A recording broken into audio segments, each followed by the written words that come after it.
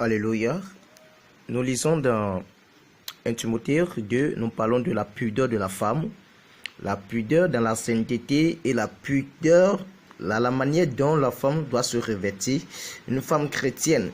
Dans 1 Timothée 2, chapitre 2, verset 9 dit: je veux aussi que les femmes, vêtues d'une manière décente, avec pudeur et modestine, pudeur, décente. Amen. Ne se parent ni de tresses, ni de pelles, ni d'ornements, ni d'habits sponsieuse. Amen.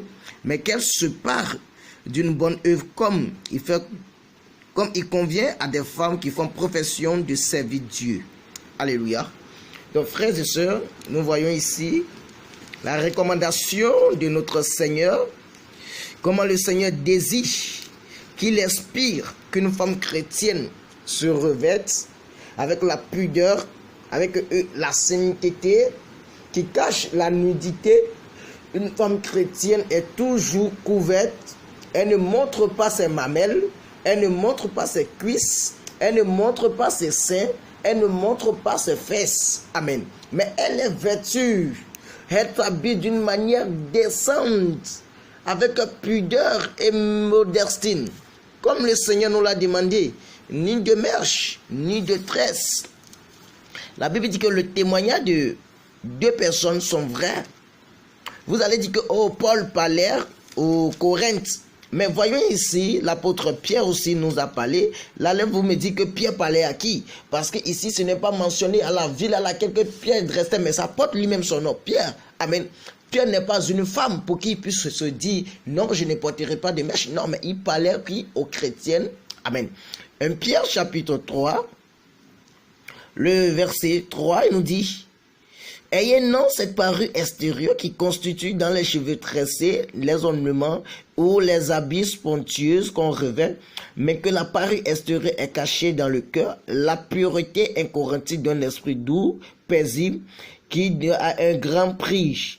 Ainsi paraît autrefois les saintes femmes qui espéraient en Dieu, soumis à leur mari, ainsi autrefois. Sœur, ta manière de te vêtir, ça détermine la nature à laquelle que tu es. Amen. Dieu nous a jamais interdit quelque chose pour nous faire du mal. Tout ce que Dieu nous interdit, c'est pour nos biens. Regardez comment ces bienheureuses sœurs chrétiennes se sont vêties. Est-ce que cela n'est pas agréable? Est-ce que cela n'est pas doux? Est-ce que cela n'est pas joli à voir? Ne voyez-vous pas que la sainteté, regardez vous-même, la beauté, regardez vous-même, frère, ce n'est plus ce que nous voyons aujourd'hui dans nos églises. Nous voyons la nudité des sœurs qui chantent dans l'église. Une chrétienne qui peut porter, chérie, et soi-disant, chérie, regarde mon dos, un habit où on voit tous les nudités. Non, ta nudité est pour ton mari, ce n'est pas pour le monde. Alors, la pudeur, celui qui ne s'habille pas en pudeur, il s'habille quoi? En impudeur. Il s'habille en impudeur. L'impudeur de quelque chose, c'est ce qui sent. Quand on dit l'impudeur, ça sent, ça dégage une odeur, c'est pas agréable. Alors, soyez dans la pudeur, soyez dans la revêture, soyez vêtus, comme le Seigneur nous l'a demandé.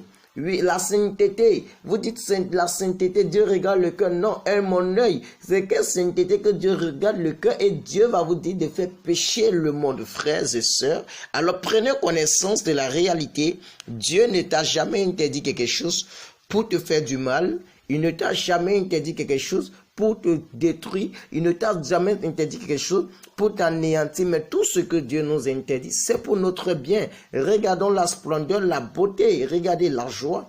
Est-ce que cela va amener quelqu'un à pécher? Est-ce que cela va amener quelqu'un à pécher? Non, frère. Toute femme qui porte des pantalons, qui porte des collants, qui porte importe. Bien-aimés, ce sont des prostituées, amen, ce sont des vagabondages, ce sont des prostituées spirituelles, ce sont des agents déguisés. Peut-être tu diras que non, la femme de notre pasteur fait ça. Non, elle et toi, vous n'êtes pas la même chose. Contente-toi de ce que l'Écriture dit. Ne fais pas ce que quelqu'un est en train de faire, mais fais ce que le Seigneur même te demande de faire. C'est la chose la plus importante, c'est la chose la plus idéale. C'est de se conformer à l'Écriture. Regardez comment elles sont belles, regardez comment elles font la fierté de Dieu. Je ne dis pas que ça se